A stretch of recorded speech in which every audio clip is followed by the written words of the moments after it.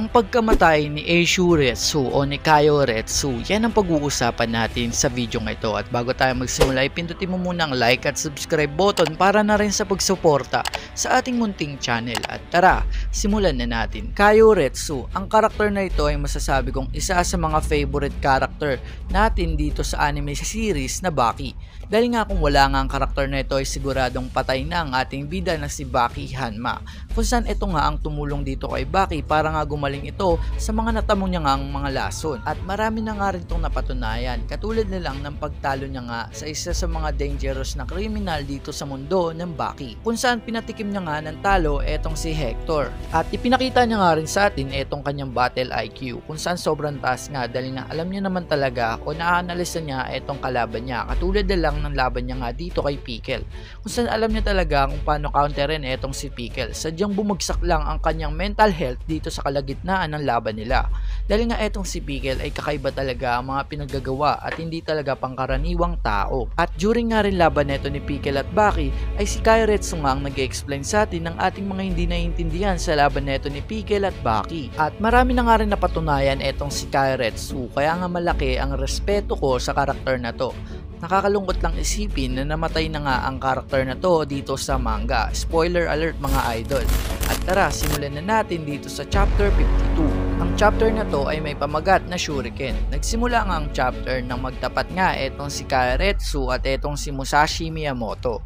At nang magsimula na nga ang laban, etong si Kaio Retsu ay naghanda na nga umatake, kung saan nilabas niya na nga etong mga kunay niya. At nagsimula na nga ang ibato neto ni Kaio Retsu etong mga kunay niya o shuriken dito kay Musashi Miyamoto. At tulad nga ng ating inaasahan ay inilagan nga lang neto ni Musashi Miyamoto, basic na basic lang sa kanya. At ang hindi pa nga natin inaasahan dito, kung saan etong shuriken o kunay ay sinalungan neto ni Musashi Miyamoto gamit lang ang kanyang kamay. At hindi lang yon, kung saan hinati pa nga sa dalawa neto ni Musashi Miyamoto etong binato na kunay neto ni Kaio Retsu. At matapos nga maubos netong mga shuriken o kunay neto ni Kaio Retsu ay eto nga si Musashi Miyamoto ay tinawag na halimaw. At dito talaga ay naghubad na ng jacket etong si Kaio Retsu. At sa kanyang paghubad ay may nilabas nga siyang armas na parang katulad na lang ng tsako, ngunit mahaba nga ito. At hinagisan niya nga ng buwangin etong si Musashi Miyamoto sa mukha nito at nagdikitan nga ang mga ngipin na nasa sahig. Sabay ngiti nga dito ni Musashi Miyamoto. Sabi niya nga dito, "Una ay shuriken, ngayon naman ay buhangin. Ano na lang ang ibabato mo sa akin sa susunod? Pag naubusan ka na, duduraan mo na lang ba ako o lilipad ka papalayo?" Grabe talaga etong mga sinabi neto ni Musashi Miyamoto. Ngunit eto nga si Kaio Retsu ay hindi nga nagpa-apekto, kung saan bigla nga lang itong umatake habang nagsasalita etong si Musashi Miyamoto. Pero nailagan nga neto ni Musashi Miyamoto etong atake neto ni Kaio Retsu. Ngunit meron nga itong surprise attack kung saan hindi niya nga ito nailagan at bumulagta etong si Musashi Miyamoto. Ang weapon nga na gamit dito ni Kaio Retsu ay kakaiba talaga at ito'y tinatawag na Kyusetsubin. O sa English nga ang tawag dito, ang The 9 Section Chain Whip. At dahil nga sa ginawa neto ni Kaio Retsu dito kay Musashi Miyamoto, ay nagseryoso na nga etong si Miyamoto, kung saan nagdugo nga ang ulo neto at etong mga ginagawa ni Kaio Retsu ay pinag-aralan niya na. At ang matindi pa dito, saglit nga lang nakita neto ni Musashi Miyamoto etong kahinaan ng weapon neto ni Kaio Retsu. At matapos nga malaman dito ni Musashi Miyamoto etong kahinaan ng weapon dito ni Kaio Retsu, ay eto nga si Kaio Retsu ay may biglang atake, kung saan inilagan nga lang dito neto ni Musashi Miyamoto. At ang mga sumunod pa nga na atake dito ni Kaio Retsu ay sinalag nga neto ni Musashi Miyamoto gamit lang ang kanyang braso, kung saan ikinagulat naman neto ni Kaio Retsu. At matapos nga salagin gamit ang kanyang braso ay hinablot nga neto ni Musashi Miyamoto etong armas dito ni Kaio Retsu. Sabay wika nga dito ni Musashi Miyamoto etong armas ni Kaio Retsu ay di kayang kumitil ng buhay. At dagdag pa nga neto, feels like a toy nga daw ika niya. Kahit nga daw itong mga material na ginamit sa armas niya ay sinabi nga dito ni Musashi Miyamoto na mahina. Sabay ika nga dito ni Musashi Miyamoto, Kaio Retsu, man from China. Parang may katunog made in China. Stop it. Get some help. Anyway, balik nga tayo sa laban. Matapos nga sabihin neto ni Musashi Miyamoto itong mga nabanggit niya, etong si Kaio Retsu ay umatake nga at galit na galit. Kung saan sinasabi niya nga dito na mga kasinungalingan nga lang daw itong mga sinasabi neto ni Musashi Miyamoto. Pero seryoso nga dito si Musashi Miyamoto. Sa kanyang mga sinasabi ay katotohanan talaga, kung saan pinatunayan niya nga ito ay Kaioretsu. Sa isang swing nga lang ay naputol nga ang kadena nitong armas dito ni Kaioretsu. At nang maputol nga ang kadena, etong ang Seretsu at etong si Kakukayo ay gulat na gulat sa nangyari. Sabay alok nga dito ni Miyamoto sa kanyang katana, kung saan sinabihan niya nga dito Seretsu, ba't hindi mo gamitin yan? At nang di pa nga tapos magsalita itong si Musashi, ay bigla nga umatake dito etong si Kaioretsu. Sa isang atake niya nga o dito nga sa surprise attack niya ay bumagsak nga ang tinatawag na isa sa mga pinakamabilis na karakter dito sa anime series na Baki. Bumulagta nga dito si Musashi Miyamoto. Sabay wika nga dito ni Retsu na naiintindihan ko, ngunit ang alamat na katulad mo ay hindi dapat umasta ng ganyan dahil bilang isang martial artist ay hindi kita mapapatawad o ang aking sarili kapag ito'y naging laban na walang kamay. Sabay sigaw nga dito ni Kaioretsu na tama na ang laro.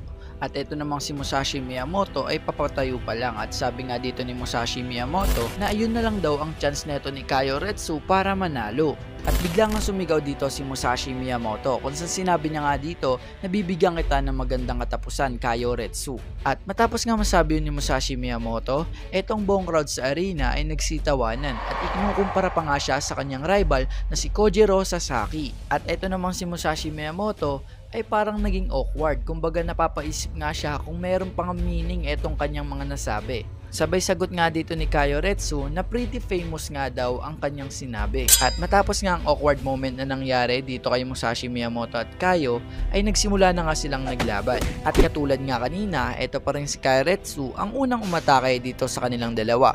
Sa unang suntok nga dito ni Kaioretsu ay umilag nga etong si Musashi Miyamoto at tumaplis nga lang ito sa balikat nito. At sa pangalawa ng mga atake dito ni Kaio ay ginamit niya naman ang kanyang buhok, kung saan nailang nga dito si Musashi Miyamoto at napapikit nga ito. At dahil nga doon ay natadyakan nga neto ni Kaioretsu etong si Musashi Miyamoto ng sobrang lakas. Kitang kita na nga natin sa laban na to kung sino talaga ang dehado, kung saan nakaload na nga dito si Musashi Miyamoto. At sa pangalawang atake dito ni Kaioretsu, nung sisipa na nga siya dito ay may surprise attack nga o may counter attack etong si Musashi Miyamoto, kung saan hinawakan nga ni Musashi Miyamoto etong kahoy na pa dito ni Kaioretsu at ginawa niya nga itong espada o katana. At nang mahawakan niya nga ito ay binalibag niya nga etong si Kaioretsu, kung saan hinampas niya nga ito sa sahig na parang espada. At nang mahampas nga itong si Kaioretsu sa sahig ay biglang tumalbog etong si Kaioretsu at umikot kung saan tumayo nga ito. At sa kanyang pagtayo ay nakahanda nga siya para sa counter attack. Wala nga malay dito si Kaioretsu. At nang lumapit nga etong si Musashi Miyamoto dito kay Kaioretsu ay wala pa nga rin siyang reaksyon, kung saan nilapit niya nga lang ng dahan-dahan etong kanyang kamao sa muka dito ni Musashi Miyamoto. Ngunit hinawakan nga ito ni Musashi Miyamoto. At nang inikot nga siya dito ni Musashi ay dun pa nga lang nagising etong si Kaioretsu. At nang magising nga dito si Kaioretsu ay agad nga itong umatake, ngunit mabilis lang itong nailagan dito ni Musashi Miyamoto. At sinundan niya nga agad ito ng dalawang atake, kung saan dalawang suntok nga. Kaso nga lang napigilan nga ito ni Musashi Miyamoto gamit lang ang kamay nito, kung saan pinipigilan niya nga o hinawakan nito ni Musashi ang kamay dito ni Kaioretsu. At agad itong nag-counter attack, kung saan binalibag niya nga etong si Kaioretsu. Sabay umugot nga dito si Musashi Miyamoto ng espada at wika niya nga dito, "Atoy is still Atoy." Bigla niya nga hinampas niya nga ito sa sahig at nawasak nga ang espada na hawak niya. At kumuha pa nga ng isang espada dito si Musashi at ang sabi niya nga dito, "You can even call this a good kitchen knife." Grabe dito si Musashi, kung saan high quality talaga ang kailangan niyang weapon. At si Kaioretsu naman ay ginaya niya nga ang stance dito ni Baki Hanma, kung saan kinagulat nga ito ng lahat. At kitang kita nga dito kay Musashi Miyamoto na tatapusin na ang laban. At dito na nga nagsimulang umatake si Musashi Miyamoto. At sa paghiwa niya nga dito kay Kaioretsu ay tinigil niya nga ito sa kalagitnaan. At nagalit nga dito si Kaioretsu. Sabay sigaw nga dito ni Kaioretsu, "Bakit ka tumigil sa paghati sa akin? Ba't hindi mo subukang hatiin ako?"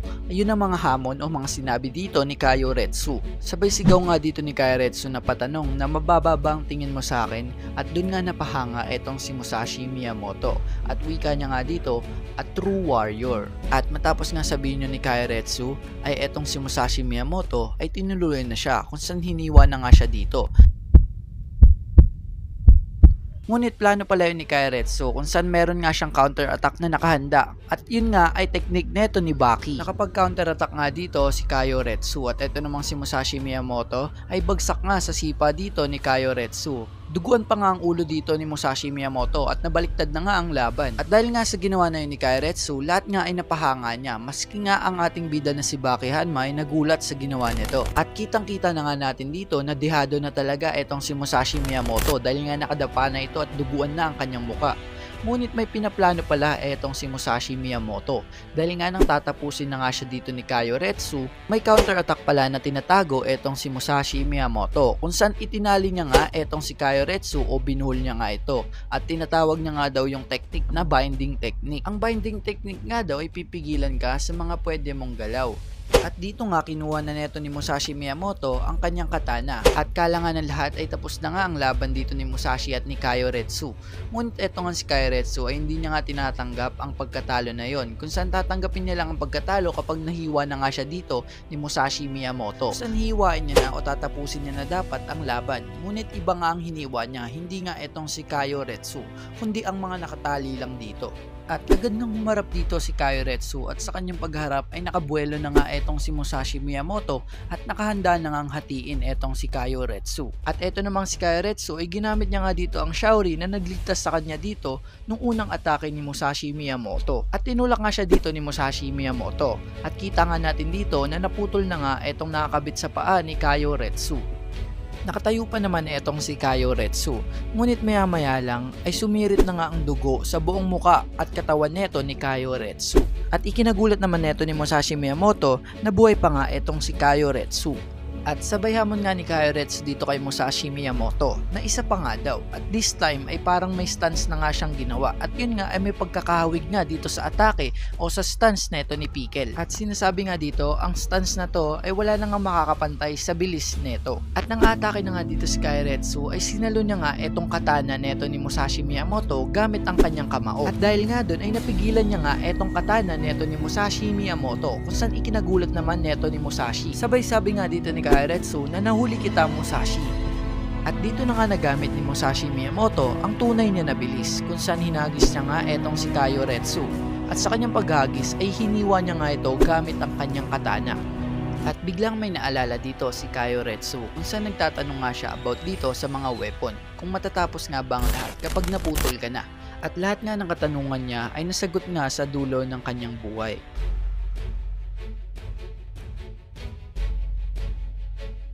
Stop it. Get some help. Sorry.